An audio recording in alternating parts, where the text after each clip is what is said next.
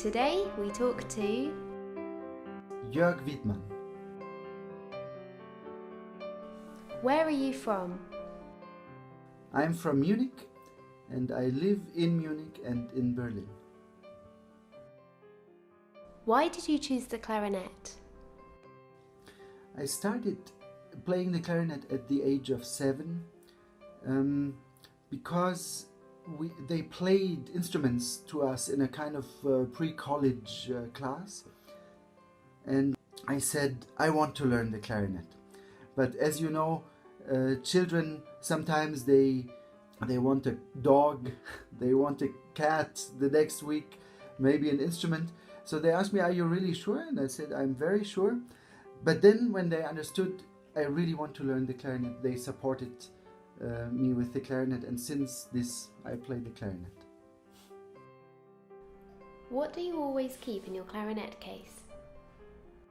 Ideologically, it's of course the music which you love most. So the music which you love most of the pieces I play from memory, but if the clarinet itself is missing in my case, then I'm in trouble. How did you end up becoming a clarinettist, a composer and a conductor? So with me everything started with the clarinet itself, and I improvised at home a lot when I was practicing after I started playing the clarinet. And then the next day I was very angry with myself because I could not remember anymore the beautiful moments of what I improvised the day before. So I had to find a way to start composing, which I did shortly afterwards. And even at the beginning of when I started composing, I thought that's the definition of composition, which is writing down what you improvise.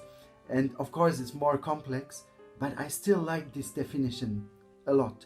And only years after I started conducting, which was more than 11 years ago, it was when Maris Jansons conducted with Bavarian Radio Orchestra. He had a Beethoven cycle and he asked me if I could write an overture to a Beethoven program, Beethoven 7 and 8. So I wrote the piece, and I think I was in Hanover, but I had promised to give a clarinet class. And then it was already the second time. And shortly before it started, in the evening, I got a phone call from Maris Jansons, and he said, and I must admit, I was so late in delivering my piece. I was very late. So the last pages, the violins were on the top of the page and the flutes somewhere. So it was a little bit a mess. So Maris Jansons called me and he said, you wrote a great piece for us, but you have to conduct the first rehearsal. And I was shocked because until then I had never conducted. Then I asked him, when is the first rehearsal? And he said, tomorrow morning, 10 o'clock.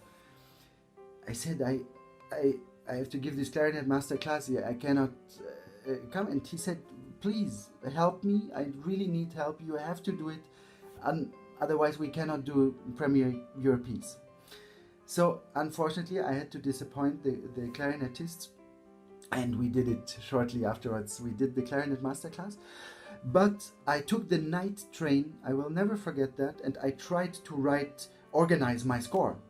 And I arrived in the next morning in Munich, and I could not finish, organizing my score yet. And with the orchestra, Bayerischer Rundfunk, I played many times. We had played Mozart Clarinet Concerto many times. We premiered clarinet concertos by Wolfgang Riem, for example, already in 1999 together and so on. But you don't want to be in front of this orchestra when you had never conducted and you have to conduct a complex piece, which I had written. So I did, and Maris Jansons was there. For 3 minutes, I was pretty nervous, I must say. But then, after 3 minutes, I kind of enjoyed it. The orchestra enjoyed it. And it's still a legendary story amongst my colleagues from the orchestra. And Maris Jansons, afterwards, he encouraged me a lot to continue with it. And in the same year, in the Paris Opera, I did with the German artist Anselm Kiefer, figurative artist, painter. I did an opera for the last production of Gérard Mortier. And in this production, he also asked me if I could conduct it. And first also I said, well, let me write it first. I'm not sure if I can do it. But he encouraged me, and that was in 2009. And since that moment, with a lot of joy, I also conduct. What do you enjoy most, playing, composing, or conducting? Everything. For me, everything is music. It's different forms of music, but in the end it's music. Even under torture, I would not be able to decide. Music, everything. What inspired you to compose your Fantasia for solo clarinet? Of course, I wanted for a long time, already at that time, I wanted to write something about our instrument, my instrument, the clarinet, which I love so much. So, but the outside reason for it was a similar reason why the Bartók contrasts middle movement, piano, was written.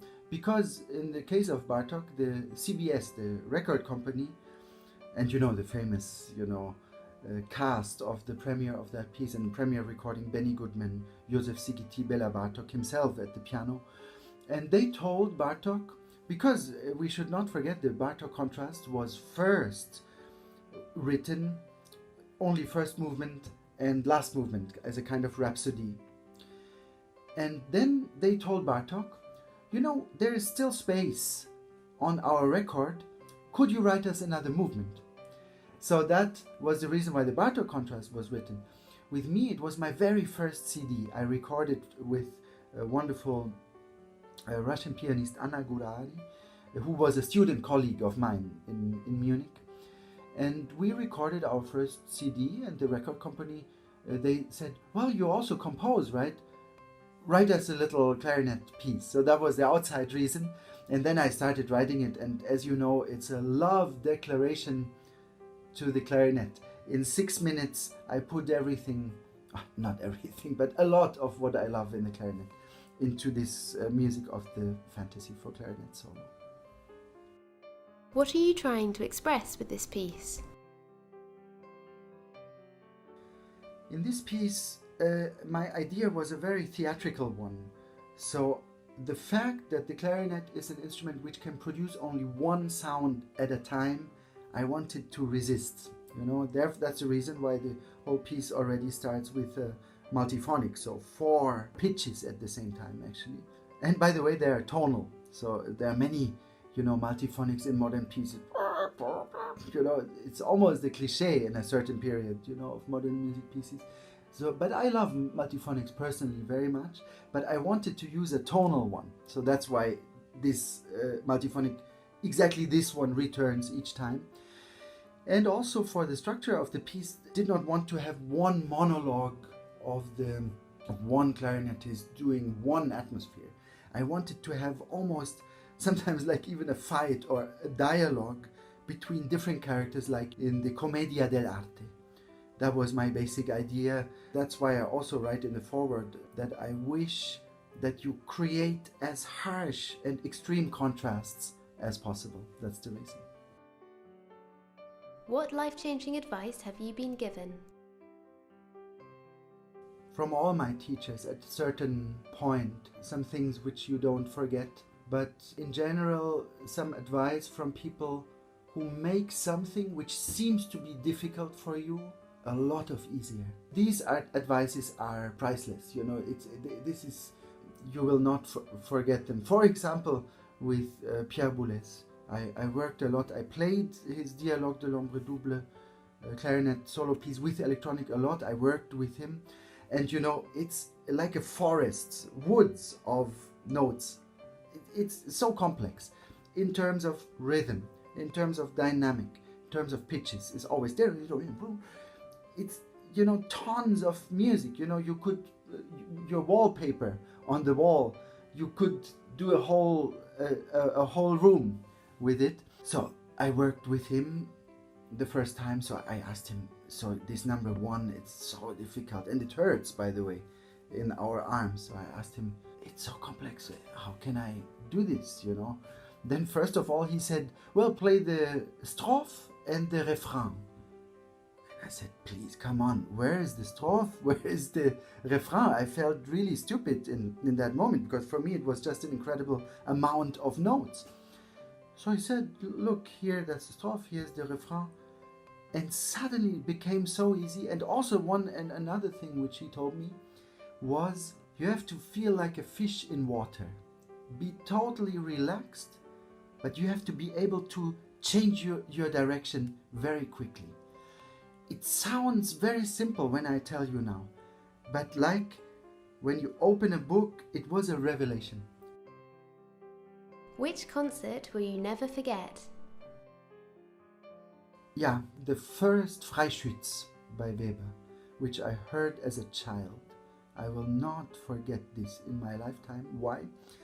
Because I got so scared in the Wolfschlucht-Szene, in the Wolfsglen, with the dark clarinets, these in thirds, this incredible music, which I still love today, and I consider this music modern music.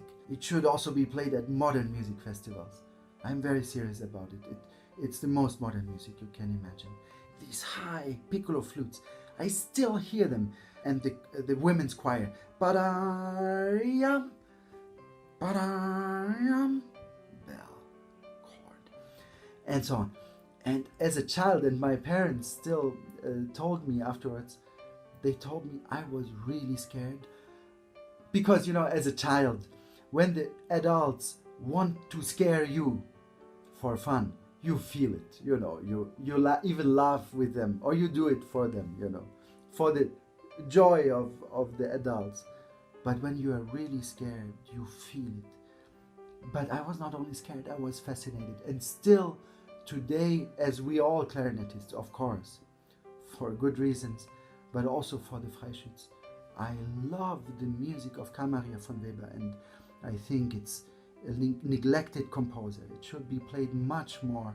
And I just recorded a whole Weber CD where I play concertino, a grand duo, I conduct the Freischütz overture and so on, Weber clarinet quintet in the orchestral version. It's masterpieces, all of them. So this I will never forget. There were many other concerts later, the Messiaen opera, Saint-François d'Assise in Salzburg, which I heard. It changed my life. And it was a Boulez concert, which I attended as a boy with my father. We went to Strasbourg, and the Dialogue de l'Ombre Double was played in this program. And I was like somebody in his first pop concert or jazz concert. It was a completely different language, and I was so inspired afterwards. But especially the Weber Freischütz, I will not forget in my lifetime. Can you share a funny anecdote with us? Actually, there are many, but are there really funny ones? I mean, there are some embarrassing ones for myself. When you come on stage with your colleagues and you see, oh, you forgot your music, but that's not really funny. As a child, we did really stupid things on stage. Sometimes when with a colleague we played around with the music stand in Japan, and it was an ensemble of young musicians, and we had so many concerts, I think 10 concerts in 14 days, and we were children. It was with an ensemble of the Munich Philharmonic. It was the children's concerts, and that was one of my first pieces I also wrote. So everybody of us played one movement of a Mozart clarinet concerto, horn concerto, violin concerto, and there was a string quintet of the Munich Philharmonic senior players, great players, and we were the young ones. So we played, and my first piece was played in this program. And the last concerts was for the sponsors, for the people who gave the money for the tour. But as a child, you don't care, it was the last concert. We played 10 concerts, which is a lot, for children in 14 days, even traveling in Japan. And it was fun, and it was exciting, wonderful. But then I was sitting next to the horn player, and as children, we were 12, 13. So we started to play with our feet with the music stands in the concert. And it had to happen, of course.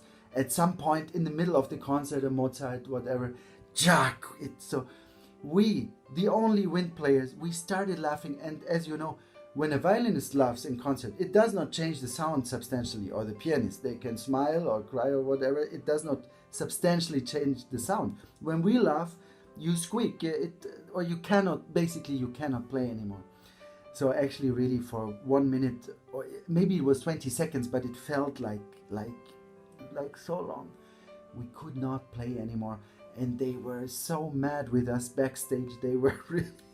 Anyway, there were many things. I remember some backstage things are funny. Or I played once my elegy for clarinet solo with the Staatskapelle in Berlin, in the Berlin Philharmonie, with Daniel Barenboim conducting. And we were backstage, and we were about, so that people told us, go on stage, right?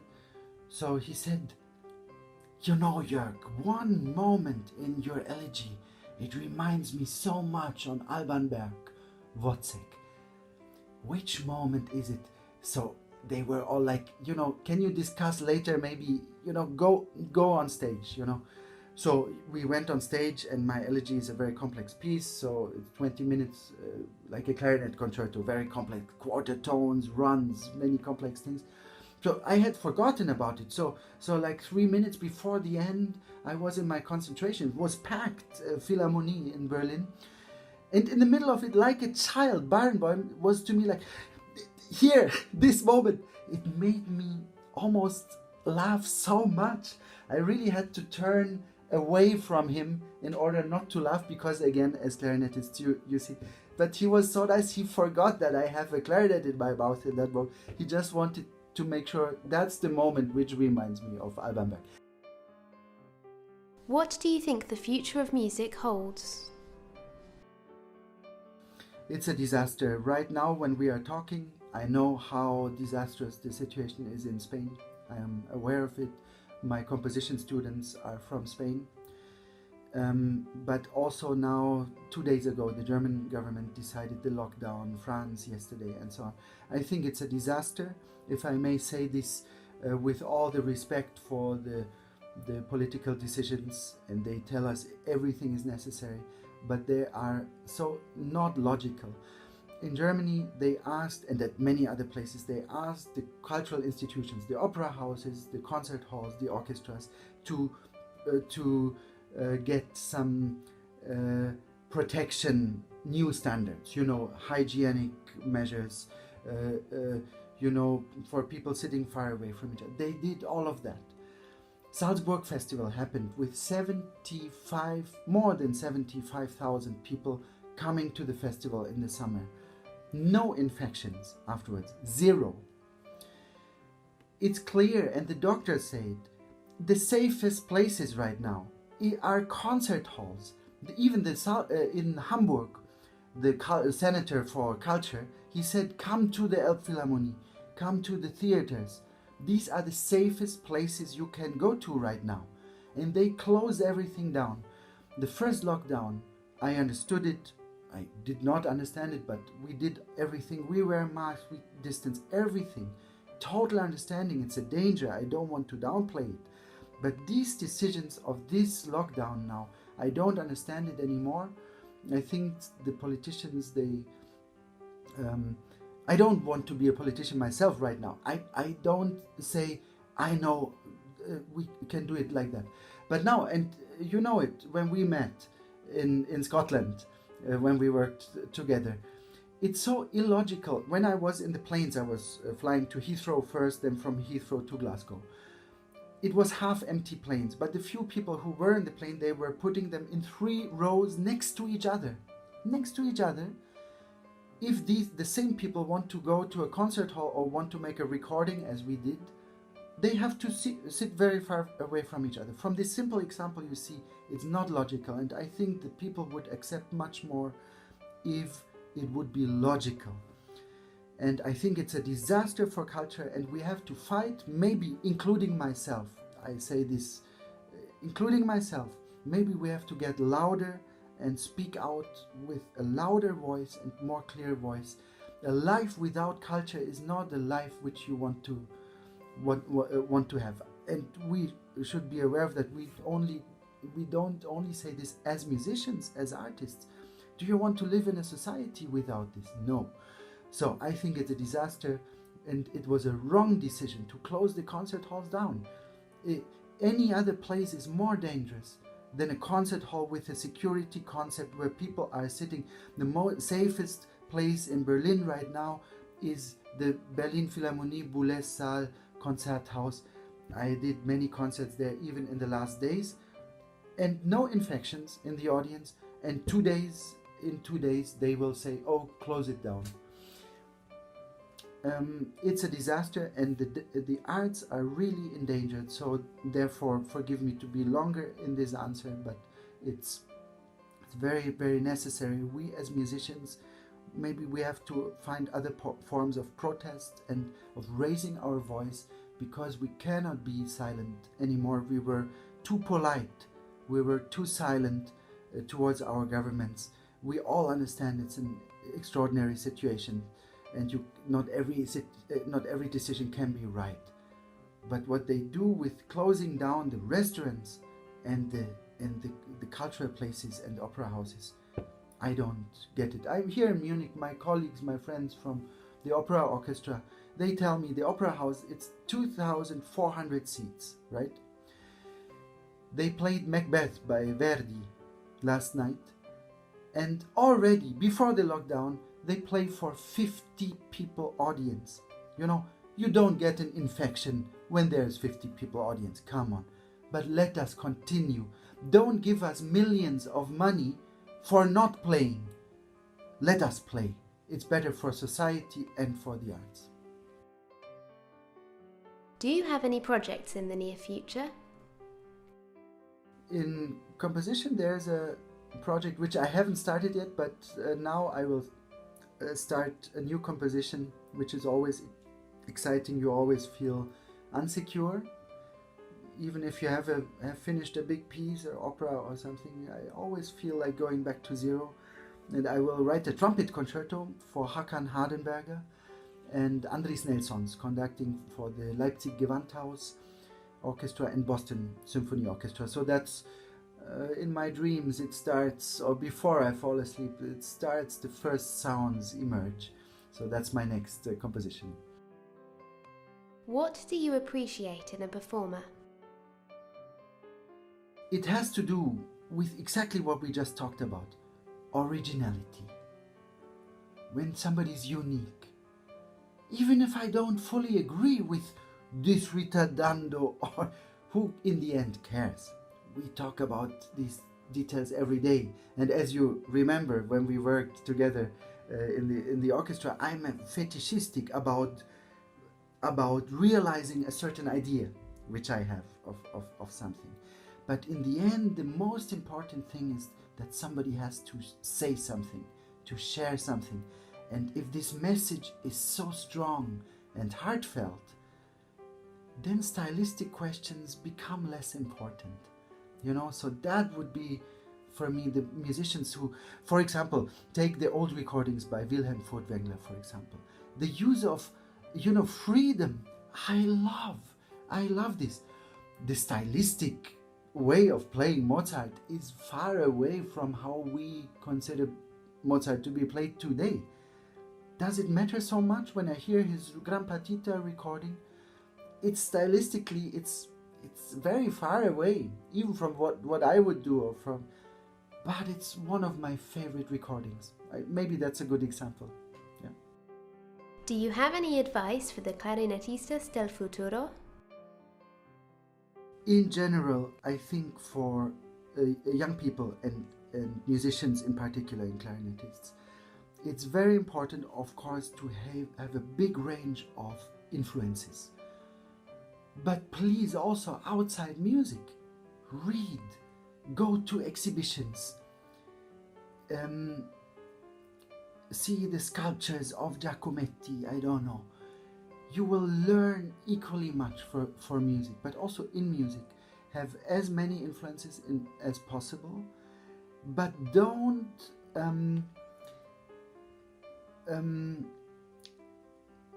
how can I say this? still try to find your own voice and decide in the end.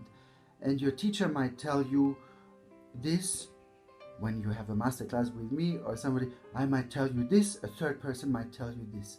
In the end, it's you who decides, well, this was not stupid what he said. This I accept for myself. The other thing, right now, it does not help me so much. To make these decisions, it's a tough thing, but I want to encourage you to be yourself. That would be my main message.